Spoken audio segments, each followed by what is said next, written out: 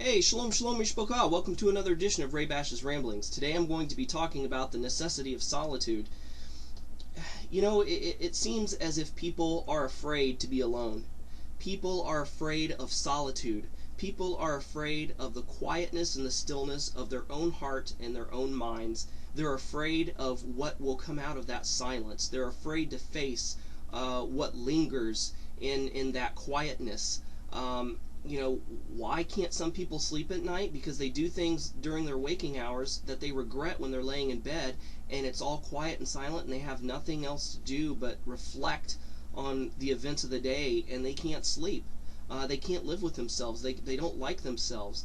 Their lives, it seems, are just like a war zone, like a disaster area, and they don't know what to do.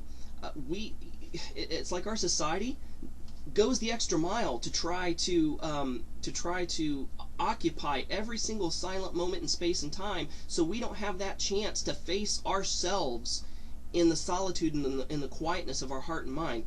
You go to restaurants, there's TVs in all four corners. We have iPhones, MP3 players, we have the satellite radios, we have the internet, we have telephones, we have TVs, DVDs, and we have every form of mass medium that's available to create white noise and background noise, so whatever is haunting us in the quietness and the stillness of our heart and mind doesn't leap out at us and get us like a boogeyman in the night. And we try to run from ourselves and run from reality and hide from reality and hide from ourselves and hide from God by filling all this time that we could be working on ourselves and working on our relationship with God, and we fill it with all this sometimes meaningless, trivial drivel. The MP3 players. It's like people don't even want to talk to other people. They don't want to even connect with humanity, with their fellow human beings anymore, because they're sitting there on subway trains and on buses, and they've got the earbuds, jammed in their ears, and they avoid eye contact and look the other way, and they don't even acknowledge other people exist. Nobody, hey, how you doing, while walking down the street anymore, or kind of smiles and nods. Top of the morning to you. Nobody hardly does that stuff anymore. And it is necessary. It is necessary to have a time of solitude. Why? Because this is the time where you work on yourself. This is the time where you make yourself into a better person. This is the time where you fellowship with the creator of the universe and the creator of your soul and the author and the finisher of your faith. And sometimes people are in living conditions where they can't live by themselves because they can't afford it, so they have roommates or they live with family, and it's like they don't have any privacy. The only privacy they have is when they put their earbuds in. And I'm telling you, man, just like eating 3 square meals a day to keep yourself alive, just like it's necessary to eat healthy, good meals, just like it's necessary to exercise, just like it's necessary to have the right amount of sleep, it is utterly important and the direst necessity that you find some solitude in your life, some peace and quiet in your life, because you know what? When you have quiet time, when you have privacy, where you know that you're not going to be disturbed, you know that the phone's not going to ring, nobody's going to come walking in on you, you know that you're totally by yourself, and you have an X amount of time that, man, you can study the Word of God. You can actually read the Word of God and understand it, and it speaks to you. It speaks to your heart, and it speaks to your mind, and you realize, you know what? These are the very words of God. It's God who's speaking to me. And then you just cry out in your heart and just talk to God as if you were actually talking to a loving Father or talking to your best friend, and you just pour your heart out to God. You praise and worship Him, and you draw close to Him, and then you just start thinking and reflecting on things in your life, and you start repenting of sin, and you start finding ways on how to better your life and how to avoid some of the pitfalls and some of the sins in your life. And I'm telling you, man, however you have to do it, do it. If it means you have to hop in your car and find a secluded place out in the woods or in nature or whatever, go for it. If that means you have to sacrifice sleep and get up like 2 or 3 hours before the rest of the household gets up, if you know you can be alone and be undisturbed, man, that is the most important time of your day, and it's totally priceless, and it's necessary, because, man, it keeps you sane. I can't stress this enough.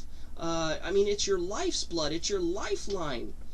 if you face your skeletons, and if you face your demons, and if you face the things that you're afraid to think about at night head on, when you have your quiet time, eventually you'll work through those things and you won't have to deal with them anymore, or deal with them less often, and you can get down to business on reading the Word of God, understanding it, knowing how it applies to your heart and to your life and to your mind. I mean, you see scriptural examples all the time of solitude. I mean, Yeshua, he went to the Garden of the Gethsemane, and it was his custom and it was his practice to get away and get alone, to get away from the crowd, and even sometimes to get away from his disciples.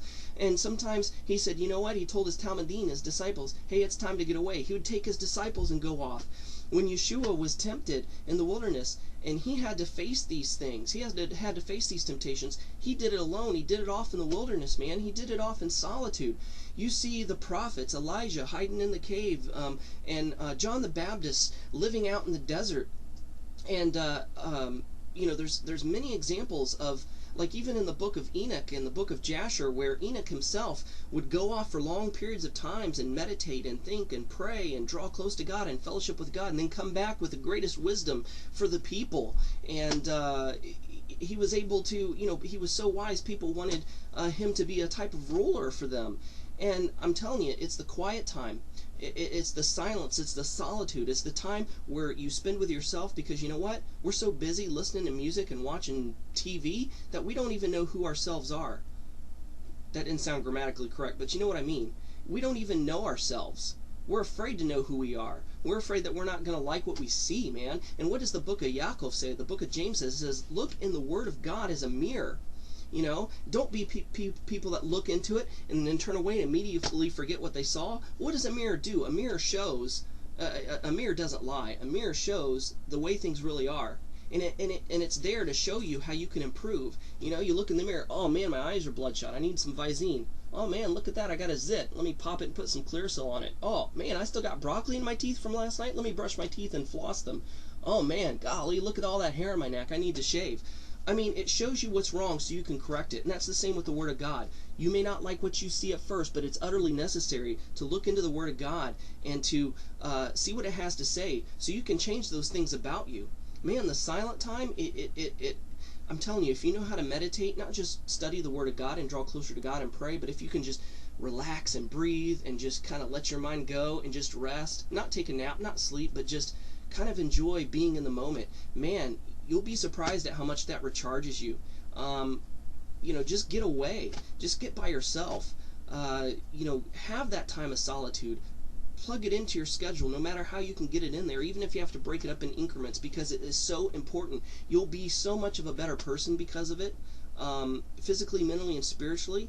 And you'll draw closer to God and be a better believer. You'll think more clearly and know how to walk in the footsteps of Yeshua, our Messiah, more clearly and accurately. I mean, I just can't stress enough to you how important and how necessary solitude is in your life. I mean, like I said, I just named a bunch of scriptural examples of, you know, the you know, biblical personages who did this. I mean, it's just totally necessary. I feel like I'm just saying the same things over and over, and I'm kind of running out of words because I really don't know how to bring it across. I just pray that you get what I'm saying and you get where I'm coming from and understand it. And I hope you've been blessed by this video, and thanks for watching. Thanks for your prayers and your support and your kind words. Shalom and Shavua Tov.